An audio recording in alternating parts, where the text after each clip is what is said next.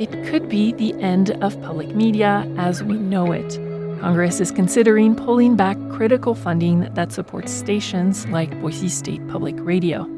If you care about independent journalism, visit boisestatepublicradio.org/funding and take action today.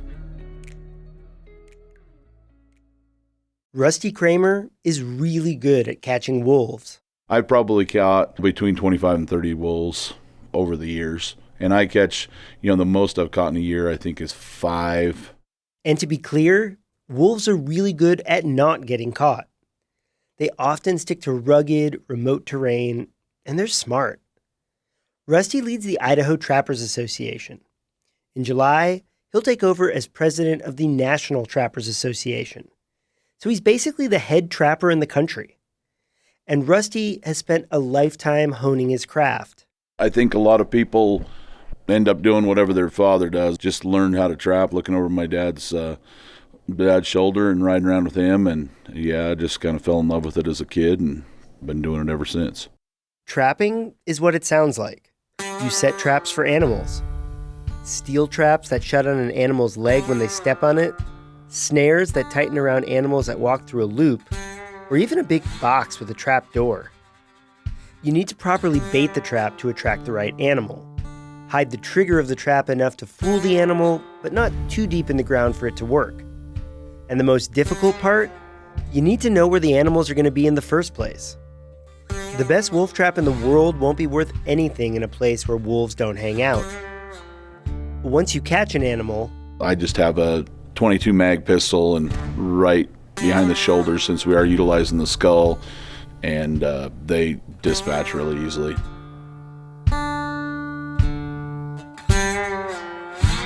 Trappers sometimes work with wildlife agencies and farmers to catch problem animals.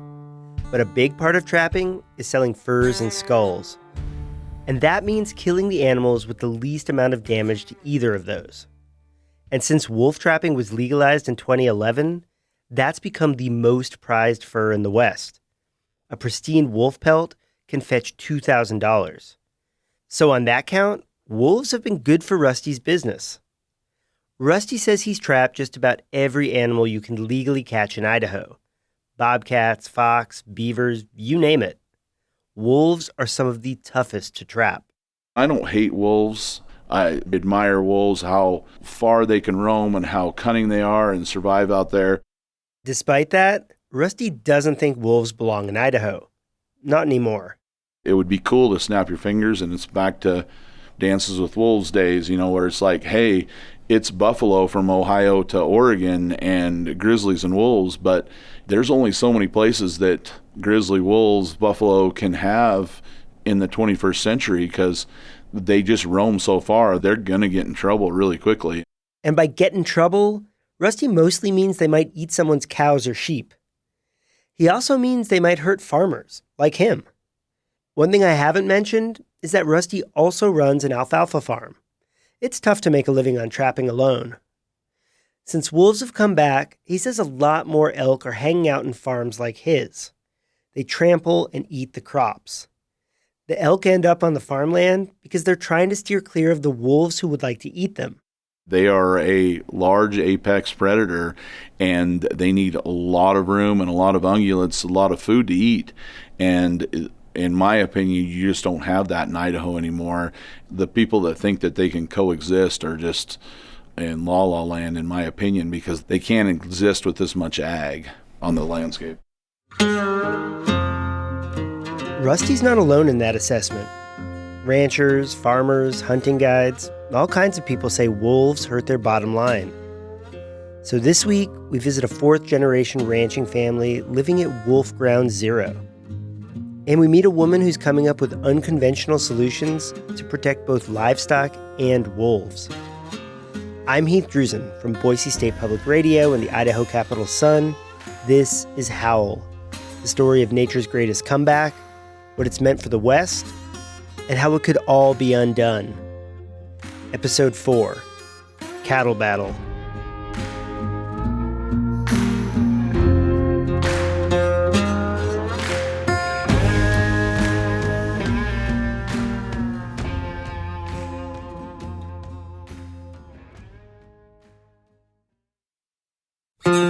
Christian nationalists want to turn America into a theocracy, a government under biblical rule. If they gain more power, it could mean fewer rights for you. I'm Heath Drusen, and on the new season of Extremely American, I'll take you inside the movement. Listen to Extremely American from Boise State Public Radio, part of the NPR network. The J. Lazy S Ranch lies off a lonely rural highway in the tiny central Idaho community of Carmen. It's just west of the Montana border, surrounded by a patchwork of green, irrigated farm fields and pasture land. On my tour around the grounds, rancher Jay Smith introduces me to his canine assistants. These are our cattle relocators. Hike up. Maggie. These guys come up in the mountains with you? Oh yes. Yep, they go everywhere with us. Maggie's our newest addition. She's about 9 months old. Jay's wife Cheyenne shows me the horses that also help move several hundred cattle to their grazing grounds. Hawthorne, and then Seiko, and Storm, and Bramble, Peanut, I did not name Peanut, and Bliss. Jay and Cheyenne's spread is a classic Western scene. A big red barn, horse corral, farm machinery scattered about, and a lot of room to roam. They've been at the ranch since shortly after they married in the mid-2000s, raising 3 kids here along with their cattle and horses. We sit down for an interview on the porch of their low-slung ranch house. From there, we can see 9 and 10,000-foot mountain peaks. This is rugged country at the base of the Continental Divide, and those mountains are where the cows live in the summer. So not only do we run on a lot of steep mountain range that requires 4-legged transportation to get around, but we also do a lot of traditional cowboy work. You know, we'll rope and do that sort of thing, and we also do that for fun. It's an idyllic spot.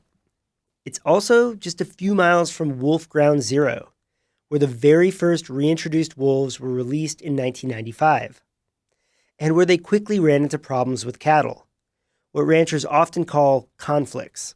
So what I'm pointing out across the valley here is the Diamond Moose grazing allotment. It's one of the first allotments in Idaho to have a conflict, and it's been one of the most consistently conflicted allotments throughout the years. Jay is a 4th-generation rancher, so his family's ranching history stretches back to before wolves were eradicated. We have family stories from my grandfather and great-grandfather about the first generation of wolves and how they warned us about keeping them away from our livestock and how important it was to not have livestock interactions with wolves. So we have that long family history. And Jay himself is old enough to have been ranching before and after reintroduction. Post-reintroduction, his livelihood is much less predictable. There's no rhyme or reason. You know, in 30 years, we never know what to expect. One year we'll lose 20 head of cattle, and one year we'll lose 0. And we just never quite know how to explain or how to do better or how to mitigate that risk. It's very variable and it's very unknown. The federal reintroduction program that put wolves back in this area was done under the Endangered Species Act. Jay has strong feelings about the act. I think that misuse of the Endangered Species Act is economic and domestic terrorism. Now, that's probably the most radical thing I'll say because I'm a pretty reasonable guy, but Canadian gray wolves were not going extinct. So, let's just start there.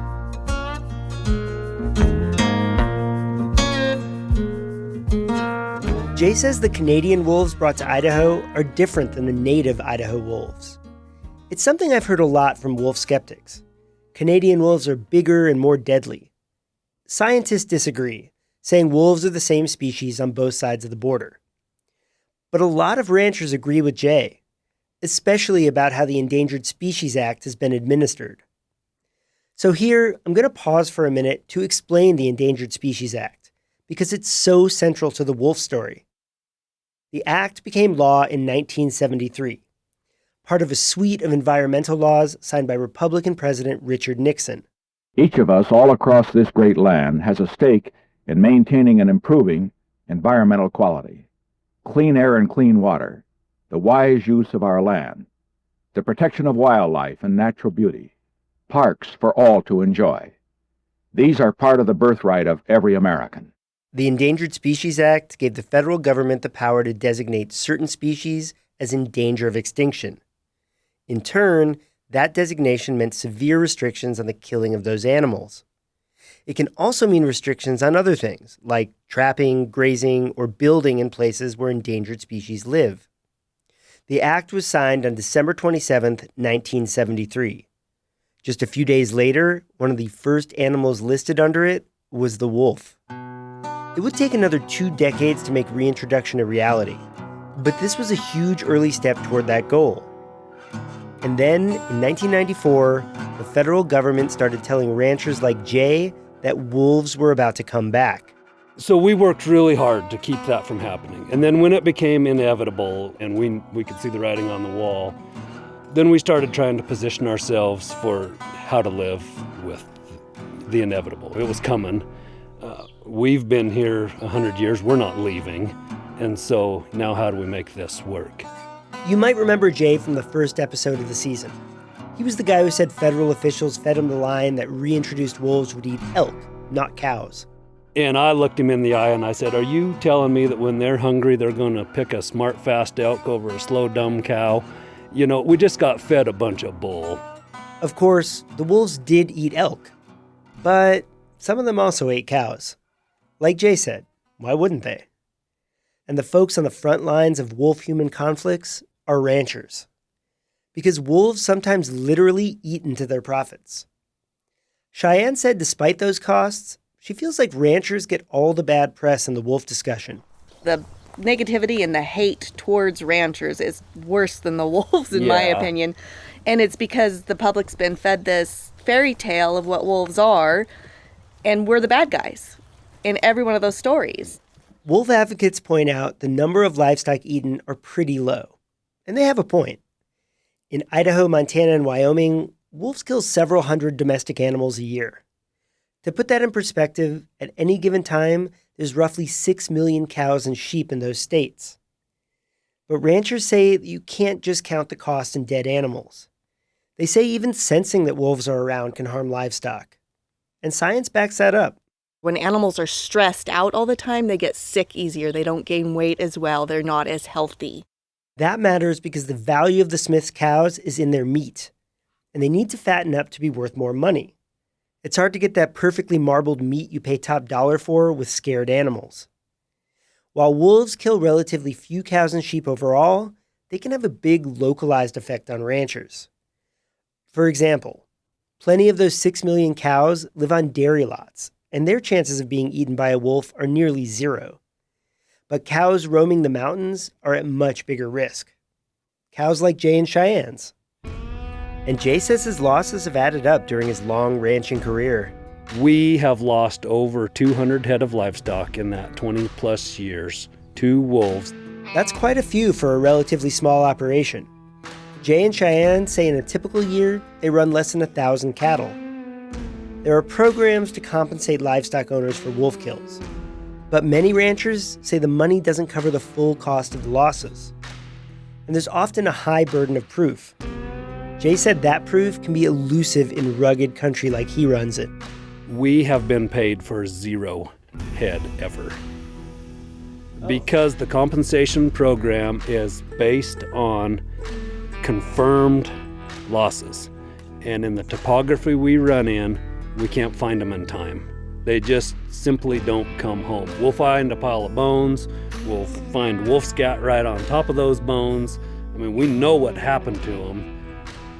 But as far as Wildlife Services coming in and being able to make a confirmation report to send to Office of Species Conservation to put us in the reimbursement program, we are 0 for 200. That's our batting average. You're saying you've taken 200 losses and that's all been out of your pocket? Well, at today's value, at nearly $2,000 a head, times that by 200, and see if we could have invested that money over time, what would that have been? Significant. I mean, does that bug you to this day? It's unfair and it's unjust. Jay thinks ranchers need to have broad authority to kill wolves to protect their livestock. He also thinks there are too many wolves in Idaho. And he's been doing more than talking about it. In addition to running his ranch, Jay is the chairman of his local county GOP. And he's helped craft state legislation that has made it easier to kill wolves in Idaho. He thinks it gives ranchers more of a fighting chance. Though there's been pushback from wolf advocates, including fellow Idahoans. There's still people vehemently against every proposal we have, and I don't know why. We're not out to kill them all. We're just out to make a living and keep our livelihoods. The bill passed in 2021 and expanded when and how you could kill wolves. It made trapping wolves on private land legal year-round, and it allowed Idahoans the ability to purchase unlimited wolf hunting tags, as in, you can kill as many wolves as you like. Cheyenne stresses that these measures are business, not personal. It's not that we hate the wolves. Like Rusty, the trapper at the beginning of this episode, no one told me that they out and out hated wolves. A lot of ranchers I've spoken to preface their statements like this. We love animals, all of them. We love the bears, we love the mountain lions, we love the coyotes, we love seeing them.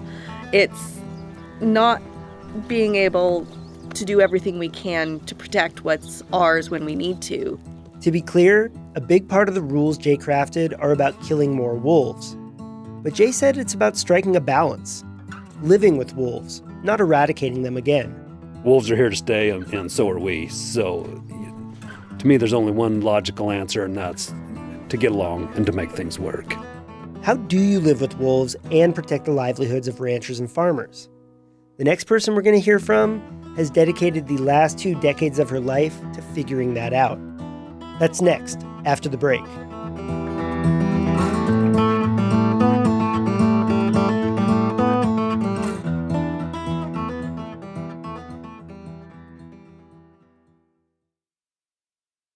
You might remember Suzanne Aisha Stone from earlier in the season.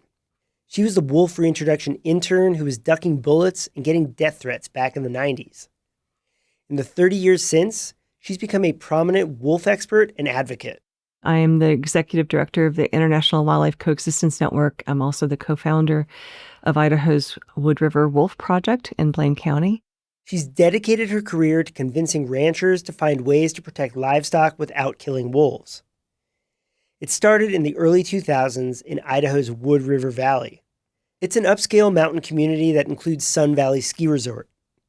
What it also includes is a lot of wild country and a lot of wolves. Oh, and tens of thousands of sheep and cattle grazing huge swaths of land across rugged mountains. It was a recipe for trouble. It was in 2007, we had our first, basically a train wreck there, where we had a rancher who didn't know that wolves were denning for the first time in the western part of the county. And he released 1,200 sheep over the course of a night or so, and livestock guardian dogs right out into the same area where the wolves were denning with their pups. Livestock guardian dogs are what they sound like. They're there to get between predators and domestic animals. And when mama wolves are in a den with their pups, they are at their most aggressive. Livestock guardian dogs to a wolf are just a funny-looking, strange wolf, which is the greatest threat to their pups. The rancher, of course, didn't know this. He had no idea that the wolves were there. So, but within 24 hours, we had dead sheep, dead livestock guardian dogs, and a pack with, a death warrant on their head. There's something important to know about the Wood River Valley, which is in Blaine County. Unlike much of Ruby Red, Idaho, it's pretty liberal, crunchy even. Residents tend to be pretty conservation-minded and see it as protecting what makes the place special. It was at that time that the residents of Blaine County pushed back hard and said, we really enjoy having wolves here. We had our own little Yellowstone happening right in our backyard where we could go out and watch these wolves and their pups, and we want to keep them alive. I know, is there some way that we could have both the sheep and the wolves? Suzanne wanted to try non-lethal methods to address the situation. She said the feds, wolf researchers, and ranchers were skeptical anything other than killing the wolves would work. And so we sat down with all of them and then reached out to the ranchers and just said, let us try these non-lethal tools. Now, everybody's telling us we're going to fail, but let's try and see what happens. And so we did. We started putting the sheep into night pens using fladry, which is a tool that came to us from Eastern Europe. Fladry is essentially little strips of color that flap in the wind. It looks like the flagging that sits around used car lots, basically. It doesn't look intimidating to us at all.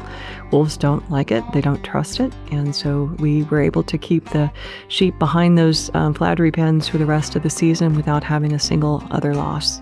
And the wolves were right there raising their pups for a good part of that summer. And that led to the creation of the Wood River Wolf Project in 2008. Since then, Suzanne's group has employed all kinds of methods to steer wolves away from livestock. Some of the strategies are pretty straightforward, like having people stay with the animals. Wolves tend to avoid areas where they detect humans. But that's not always practical in the huge open spaces of the West, where cows and sheep are grazing on unfenced public land. Suzanne has used air horns, solar-powered strobe lights, recordings of helicopters.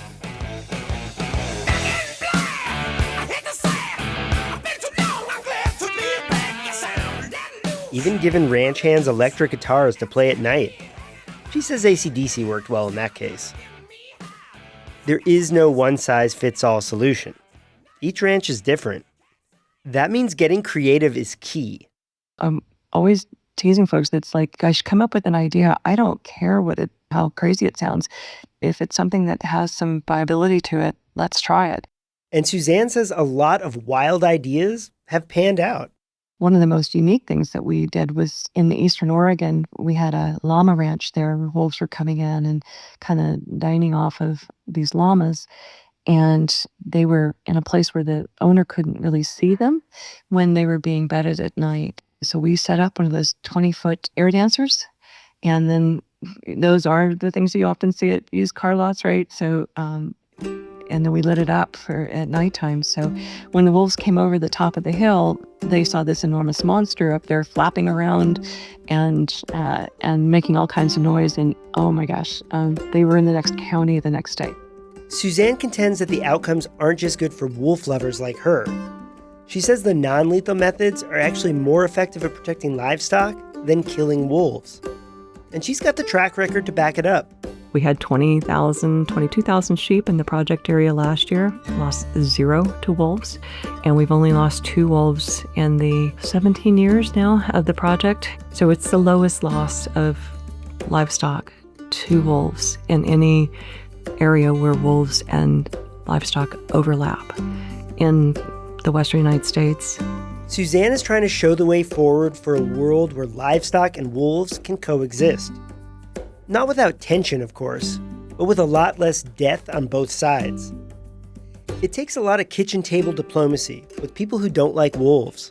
You go through a lot of cups of coffee sitting at the kitchen table, eating a lot of cookies, and especially in the early days. And sometimes it's listening to them tell me about how much they really don't want to have wolves and why it was such a mistake to bring them back. And their great-great-grandfather had, gotten rid of them. And, why do we need to have these predators on the landscape?